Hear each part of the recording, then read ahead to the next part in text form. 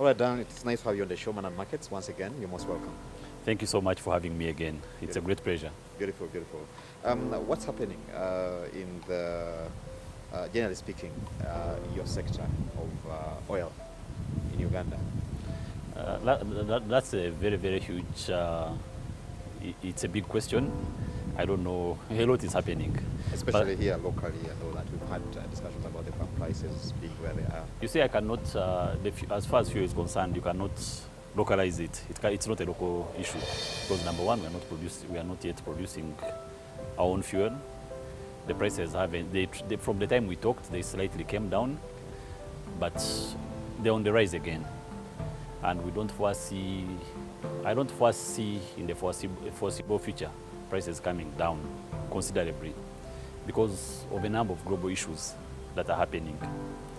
The last time we were here, we talked about the Ukraine war, the economy had just, the world economies had opened after COVID, but many other things have come into play. Of course, the oil producing countries, OPEC, they are still controlling production. As long as production is low, the demand remains high and the prices remain high. It's one of the reasons. But of course, there are global issues that are affecting us again, that are putting the oil market in a jittery mode. For example, you know what's happening right now, the conflict in the Middle East, the Israeli conflict with the Palestinians, and then other players that have come into play. You know what's happening in the Gulf of Aden. The Houthis are attacking ships that are linked to America, Britain, or having a relationship with Israelis. Just the other day, a Russian a tanker that was carrying Russian oil, it was also attacked, which was a bit strange. But so, you know, a lot of fuel comes generally from the Middle East. So with those dynamics, and now there are many things that are at play right now. For example, if one is to pass through that Gulf of Aden in the Mediterranean Sea, one thing that has happened right now is even insurance costs are increasing. That's one. Two, most shippers don't want to risk their tankers, so they are diverting a longer distance. If, for example, if they are going to Europe, they have to use through South Africa, the Cape of Good Hope, and go to Europe. So that's also transport costs go high. So all those things at play make us think that prices are not about to come down. I hear you. And that's how we are affected here. That's how we end up being affected here. As long as world prices remain up, we don't foresee prices coming down considerably, no. And also the conflict, even the way you're looking at it, it could even widen. For example, America is accusing the Iranians, and if there was an attack on Iranians, Iran would respond. I hear you, because actually I was going to ask you about your projections, because we are just beginning 2024. Yes. And of course we know fuel is a key ingredient, you know, in production, and definitely running the economy. Yes. Where you see it sitting as, you know, looking at a lot of dynamics, both local and global, in terms of prices. I cannot stand here for sure and say it will be this and this price. But what I can assure you, and with a great certainty, prices are not coming down in the foreseeable future. At least the way I'm seeing things, June will still be climbing up, or will be where we are right now. That's what I'm seeing. I hear you. Yes. What advice would you give, you know, a person who is in business today? Yes. Given these realities, what would be the best way to actually move or trade their journey in business, given those dynamics? I think if someone was signing a contract today and is in transportation, you cannot, with certainty, it's something I think should be left open or negotiated. You cannot do your projections based on the current pump prices today. No, it is, the dynamics are still, there's a lot still out there. You cannot stand and say, my projection for transportation, for fuel, I'm projecting to do transportation at this cost, and fuel, and you ignore and you certain that fuel will be costing this amount at this amount. It is something that should be negotiated and given a wider allowance. Otherwise, people can end up burning their hands, their fingers. Yes. I get you. Yes. Now, moving on. Of course, we've been having this discussion about Uganda importing its fuel products directly. Yes. And cutting out the middlemen from Kenya. Help us understand that discussion. First of all, I know we've had a number of reports about it, but just for the purposes of our viewers, what exactly is going on in this interface? The best people to discuss this with certainty would be people of Uganda National Oil Company, UNOC, or the Ministry of Energy of Uganda. Yes. Me, I'm in the private sector, but this is what we know so far.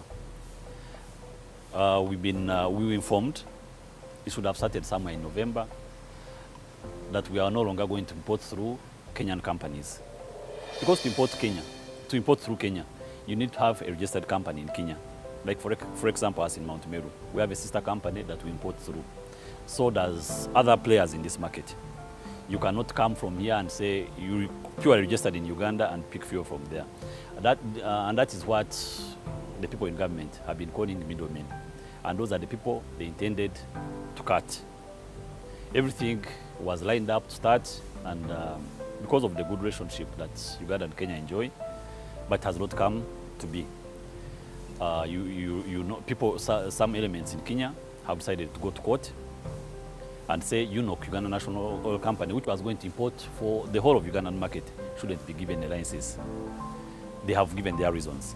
I was reading Kenyan newspapers, I think, the Daily Nation, the Nation, and they are saying between October to end of December, because some players here, including us, have diverted some more volumes to Tanzania. They've lost over $200 million. That's it's huge.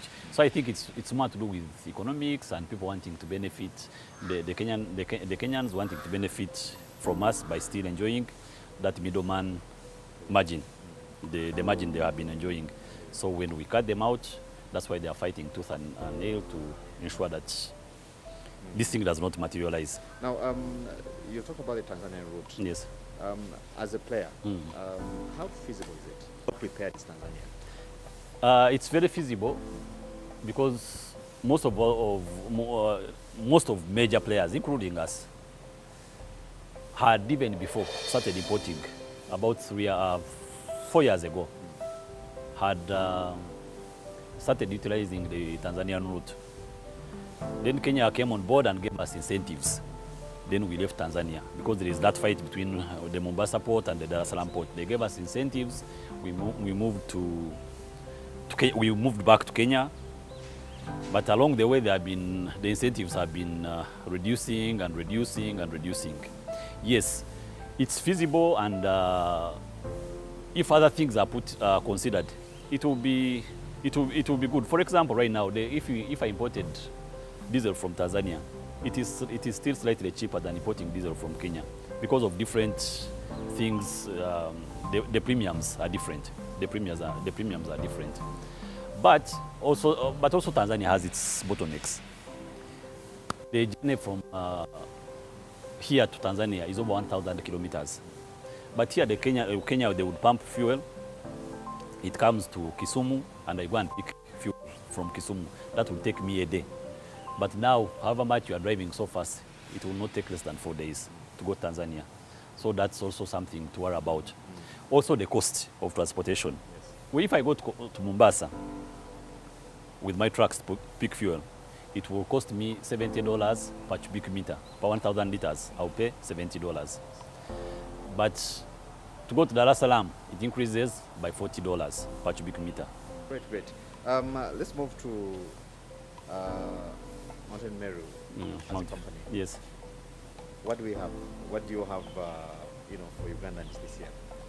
Well, we are expanding. We're one of the fastest growing companies in this country. Of course, we are like everybody else who are affected by COVID. But yes, we are soon putting up a gas plant. It's coming up, and we will continue to expand with in our retail network. And the beauty with Mount Mel as well, we also have our own trucks. We are transporters, we are into logistics. I think everyone has seen trucks branded Meru. So these carry fuel and the aluminium tankers. And we are among the very few people that have aluminium tankers. Aluminium tankers, it means they carry much more, more volumes. And also, aluminium is not corrosive. It does not. It's good for machinery. If you transport through our trucks, they are good for machinery. They will not have those particles like the other metals. So it's clean. It does not spoil machinery. So our fuel is always good. Thank you very much, man. Thank you.